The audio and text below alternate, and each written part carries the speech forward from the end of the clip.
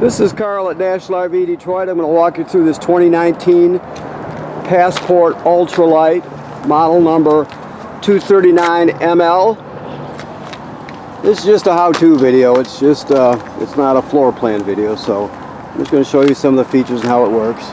You have a power awning with LED strip outside speakers. Here we have a outside kitchen with a refrigerator, and then you pull this out obviously, and there's a cooktop. You have to plug this LP hose. It's a quick connect fit, and you have to plug it in under here to get LP to it. Okay. As we move forward,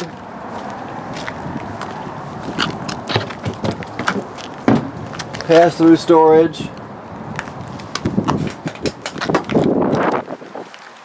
two LP tanks which are full, automatic changeover regulator with deep cycle marine battery. Okay.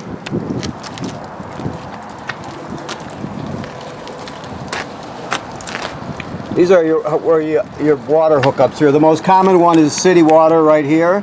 It's the most common one to use.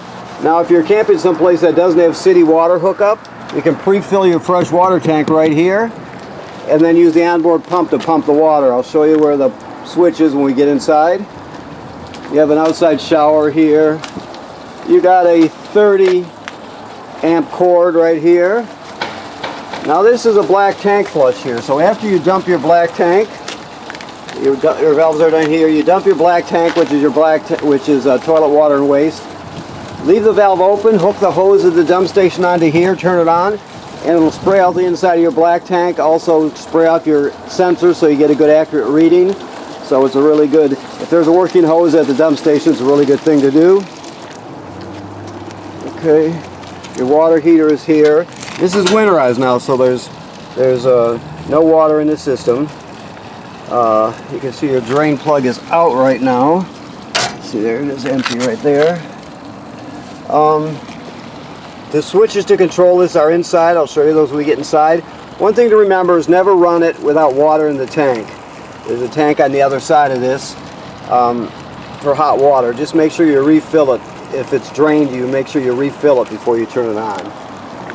Okay. All right, so let's look inside.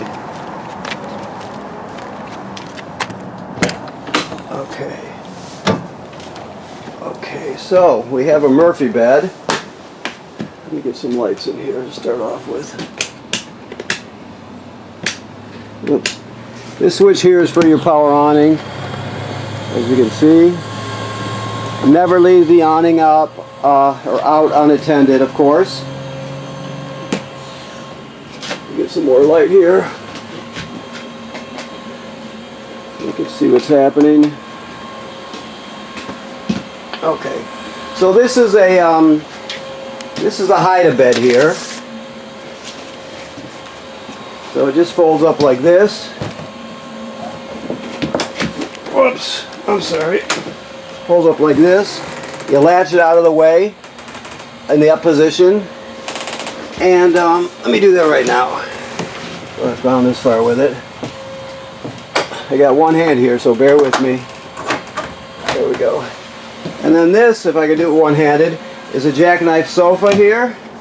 So let me see if I can get it in the up position without using my other hand here. There it goes.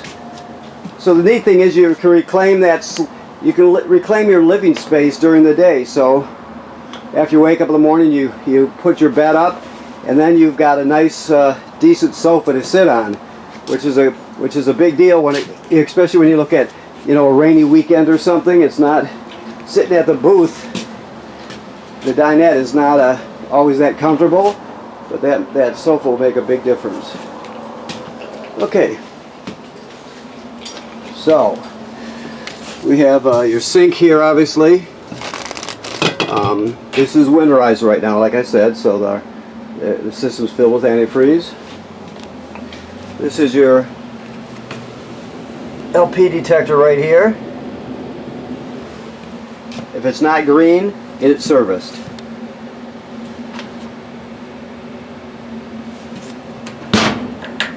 So this you have to light with a lighter. You've got the 3 burners, 3 knobs for the 3 burners. This one's for the oven. The oven's never ever been used, not once. We see that all the time though. You should light it, you put it on, turn it on, pilot, you depress it. Under here, all the way to the back is a pilot light. So you light that with a long necked grill lighter, and you hold this in. As soon as you see it light, you hold it for another 10 or 15 seconds, then you go to whatever temperature you want. When you shut it off, the pilot light goes out, so you have to relight the pilot light each time you use the oven. Of course, here's a light, or a fan, I'm sorry, and a light. Your microwave works like any other microwave. You have your remote for your television right here. TV. You also have some sound. So this plays AM FM radio. It has a USB drive in it, so you can put all your MP3s onto one stick and take them all with you. This is an HDMI in case you wanted to go into the system with something like a portable Blu-ray player or something like that. It also has Bluetooth and AM FM radio, so it does a lot. You also have speaker control here, and this is wired through to your TV. At least it should be. I don't know how this customer had it hooked up, but if not, you can do it. You can patch it any way you want, I guess is what I'm saying. Okay, your thermostat is very simple. You click this all the way to the right to shut it off, like so, like that. Then to turn it on, you're gonna grab it firmly, and you're gonna click it back the other way to the left. And then under here is how you set the temperature, sliding this back and forth. Okay. All right. So the table will fold up, and it'll sit on these cleats here, and then you can use the back cushion to fill in space, and you've got another bed. Okay. Plus you have 2 bunks. That's an emergency escape window back there, and there should be another one right here. Yes. You get another emergency escape here. They all work the same. Alright. So we're still missing the power converter. Where is it at? Okay, let me look. Oh, here it is right here. Okay. So this is the power converter. This converts AC to DC power. So as long as you're plugged in to shore power, you'll have 110 AC on this side at these circuit breakers. 110 AC, and then they're all labeled, of course, like you'd see at home. Then you have 12-volt fuses here, and they're all labeled, right? So it converts the AC to DC power over here, and that's where that comes from. It's also a battery tender, so it senses how much energy, as long as you're plugged in, it senses how much energy your battery up on the tongue has and needs, and it'll set as many amps necessary to keep it charged. So it's also a battery charger. That's the power converter. Okay. Now the bathroom works like any other RV bathroom. The Sicket shower works like any Sicket shower. You have a GFCI here. Keep in mind that all the receptacles in the trailer, even the one on the outside, are wired through the GFCI. So if you're using something outside and it pops, you're going to reset it in here. The toilet sits right over a black tank, like all RV toilets do. There's the flush pedal right there. So you remember you can't use it dry. By dry I mean you can't use it without chemical and water in it. So when you get to the campground, you hook up your power and your water. Then you take a dose of chemical and you put it right in the bowl. Then you'll step on the pedal and hold it down till at least a gallon of water along with the chemical goes into the black tank below. You can use more than a gallon, but really not less. So you want to get at least a gallon of water with the chemical in there. And you're all set to use it until you flush it next time. Till you dump it next time, I should say. If you don't do that, it'll be dry and the smell will be terrible, plus it'll get clogged up. So you always want to have that chemical and water in there before you use it. That's important, obviously. Okay, and then you have a vent with a fan. Okay. Now your refrigerator is a gas absorption refrigerator. You can see the controls up here. Right now it's on auto. I know it's hard to see, but auto is pretty much where you're going to keep it.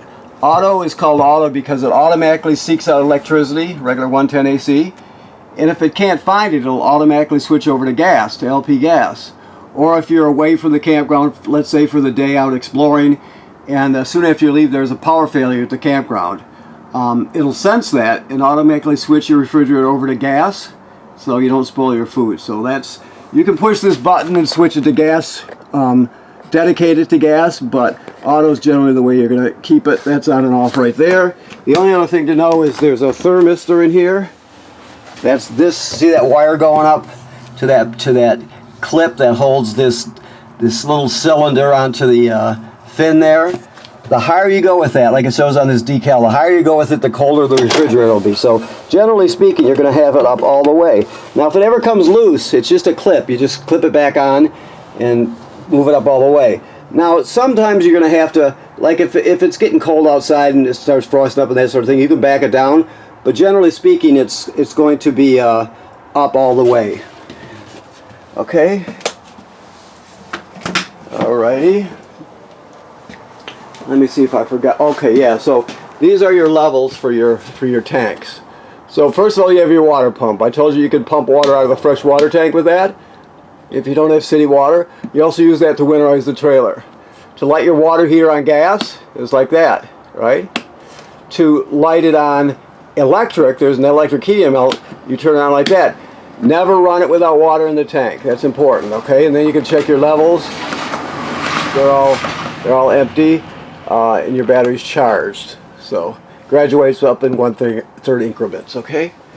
This is a carbon monoxide detector, okay? And then there's a smoke detector here, and I showed you the LP detector down here, okay? Make sure you keep after those to make sure they're all working good. Alright, your air conditioner has the controls right on it. You have temperature control, and then you have 2 fan speeds and then 2 air conditioning speeds. Alright, so I think that covers it. We've got another vent here, which is kind of neat. It's got a cover over it so you can open it during the, you know, if it's raining out, for example, you can still keep it open. And I think that covers it then. So now there's no mattress on the Murphy bed. I don't know. I didn't sell this or prep it, for that matter. So I'm not sure what the situation is with that, but there's definitely not a mattress on it. So okay. All right. So I want to thank you for purchasing your trailer here at National RV Detroit.